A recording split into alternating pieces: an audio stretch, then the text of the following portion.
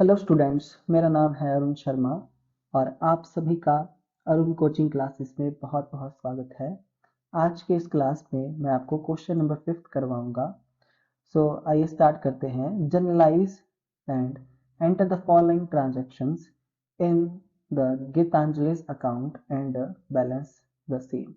तो यहाँ पे हमको ये जितने भी ट्रांजैक्शंस दी गई हैं इनको जनरलाइज करना है, यानी कि जनरल एंट्री पास करनी है और हमको गीतांजलि का जो है वो लेजर अकाउंट भी क्रिएट करना है।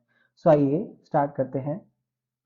पहली ट्रांजैक्शन है sold goods to Geetanjali for 20,000 plus IGST at the rate जो है 18%। तो इसकी जो जनरल एंट्री हम लिखेंगे यहाँ पे,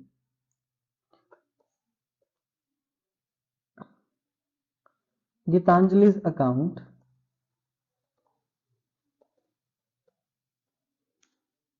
डेबिट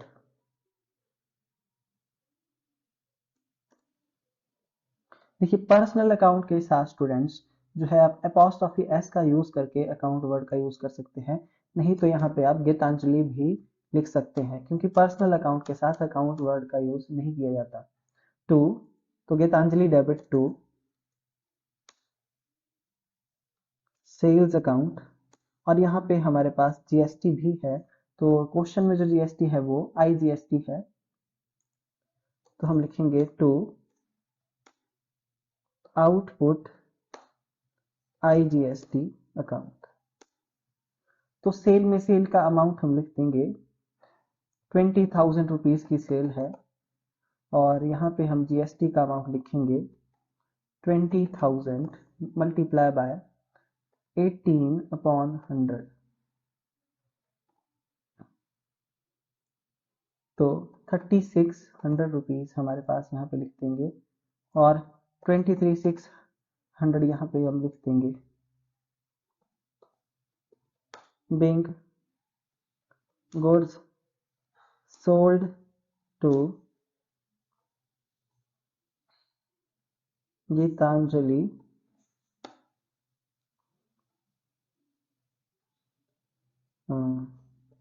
on 18% IGST।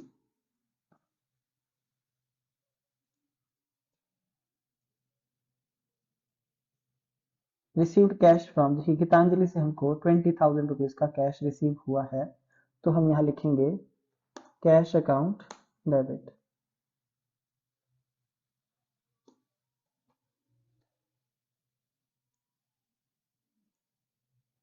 बारह हजार का कैश मिला है to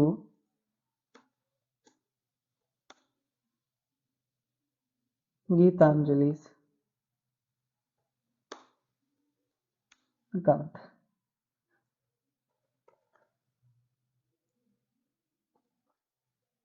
Bing cash received from Geetanjali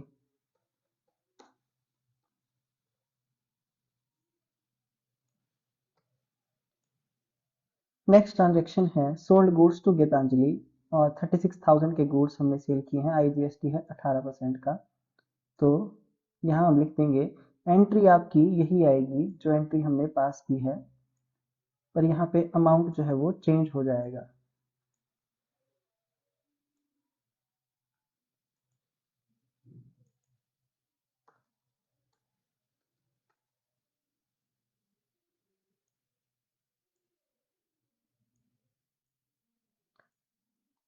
$36,000 और यहाँ पे हम लिख देंगे 36,000 multiply by 18/100 6480।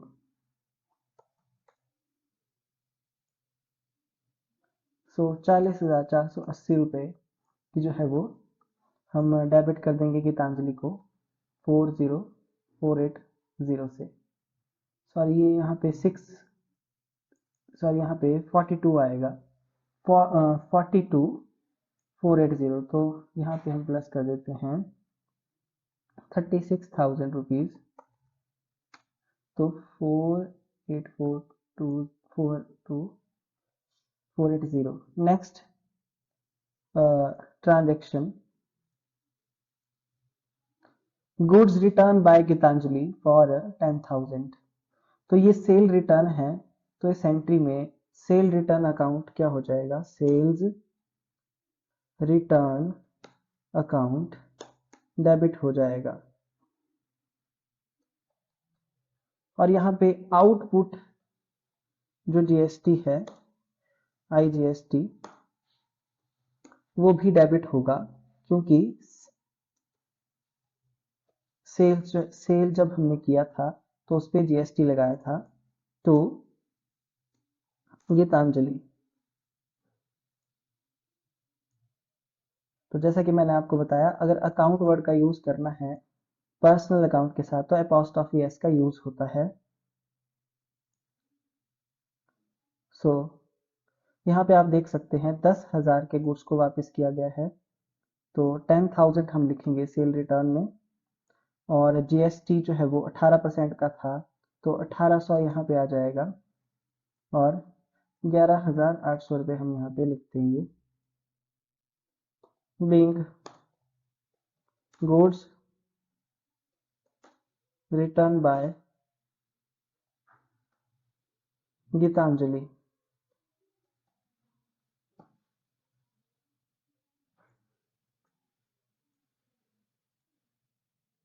Check received from Gitanjali for 16,000 deposited in the same day.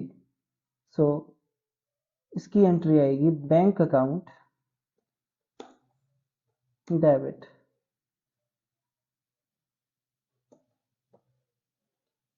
To Geetanjali.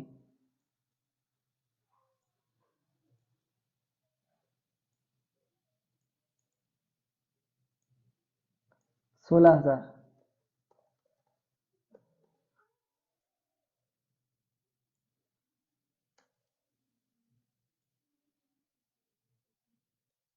Bing check received from Gitanjali and deposited on same day।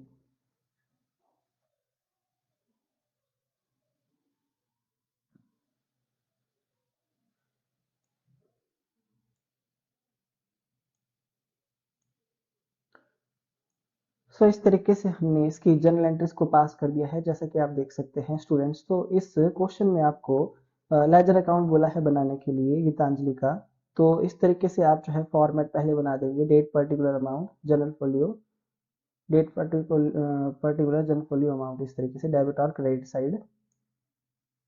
सो पहली ट्रांजैक्शन है गीतांजलि को डेबिट किया गया है, इसलिए इसकी डेबिट साइड में हम लिखेंगे टू सेल्स अकाउंट और two output IGST account.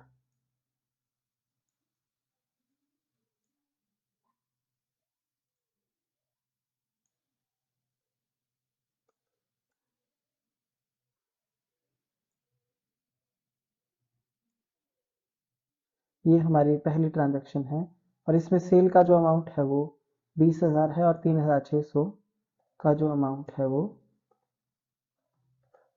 GST का है। नेक्स्ट है कैश रिसीव कर रहे हैं हम गीतांजलि से, तो इसकी क्रेडिट साइड में लिखेंगे बाय कैश अकाउंट, क्योंकि क्रेडिट किया है गीतांजलि के अकाउंट को। ध्यान से देख लीजिए, गीतांजलि का अकाउंट बना रहे हैं हम, और गीतांजलि को क्रेडिट किया है जर्नल एंट्री में, इसलिए इसकी क्रेडिट साइड में लिखेंगे बाय कैश अकाउंट 12,000, यहाँ पे by cash account 12,000 credit side में। क्यों? क्योंकि गीतांजलि को जर्नल एंट्री में क्रेडिट किया गया है, और जिस अकाउंट को डेबिट किया है उसको हम लिखेंगे बाय कैश अकाउंट 12,000। इस तरीके से जो है पोस्टिंग की जाती है। नेक्स्ट है गीतांजलि को डेबिट किया है और क्रेडिट किया है सेल्स अकाउंट और आउटपुट आईजीएसटी को, इसलिए इसकी डेबिट साइड में गीतांजलि को डेबिट किया है, इसलिए इसकी डेबिट साइड में हम लिखेंगे टू सेल्स अकाउंट, और यहाँ पे आईजीएसटी भी हम लिख देंगे। तो सेल्स जो है वो 36,000 की है, और 6480 का यहाँ पे हमारे पास जीएसटी है, जैसा कि आप जर्नल एंट्री में देख सकते हैं 6480 है। नेक्स्ट है कि गीतांजलि ने गुड्स को वापस किया है, तो उसके अकाउंट को हमने क्रेडिट किया है जर्नल एंट्री में, इसलिए इसकी क्रेडिट साइड में हम लिखेंगे sales return account, by sales return account और by output IGST. By sales return account by output IGST account. इस तरीके से हम जो है क्वेश्चन करेंगे। 10,000 और 11,800, 10,000 और मतलब 1800, 1800 जीएसटी का अमाउंट जो है वो आ जाएगा, रिवर्स हो जाएगा, जीएसटी डेबिट हो जाएगा। नेक्स्ट है कि हमने चेक रिसीव किया है, तो bank account debit to Geetanjali, तो गीतांजलि को क्रेडिट किया गया है इस एंट्री में, तो इसकी क्रेडिट साइड में लिखेंगे बाय बैंक अकाउंट 16,000 रुपए, बाय बैंक अकाउंट 16,000 रुपए क्रेडिट साइड में, क्योंकि गीतांजलि का अकाउंट हम बना रहे हैं और गीतांजलि को जर्नल एंट्री में क्रेडिट किया गया है, इसलिए इसकी क्रेडिट साइड में हमने लिखा है गीतांजलि की क्रेडिट साइड में 16,000 रुपए। तो इस तरीके से जो है वो पोस्टिंग कर दी जाएगी। अब हम देखेंगे कि डेबिट साइड का टोटल ज्यादा है या क्रेडिट का। जैसा कि आपको दिखाई दे रहा है कि इसकी डेबिट साइड ही जो है वो ग्रेटर लग रही है मुझे, तो मैं यहाँ पे टोटल कर दूंगा। तो मेरा जो डेबिट साइड का टोटल है वो कितना है स्टूडेंट्स, 66080। यहाँ पे मैं लिखूंगा बाय बैलेंस कैरी डाउन। देखिए ये पर्सनल अकाउंट है और इसको बाय बैलेंस कैरी डाउन से हम यहाँ पे क्लोज करेंगे, ये मेरी बैलेंसिंग फिगर आएगी। तो क्रेडिट साइड का टोटल है 12,000 प्लस 10,000 प्लस 1800 प्लस 16,000, 39,800। और डेबिट साइड के टोटल में से क्रेडिट साइड के टोटल को अगर हम माइनस करेंगे तो 26,280। तो इस तरीके से इसका टोटल जो है वो किया जाएगा।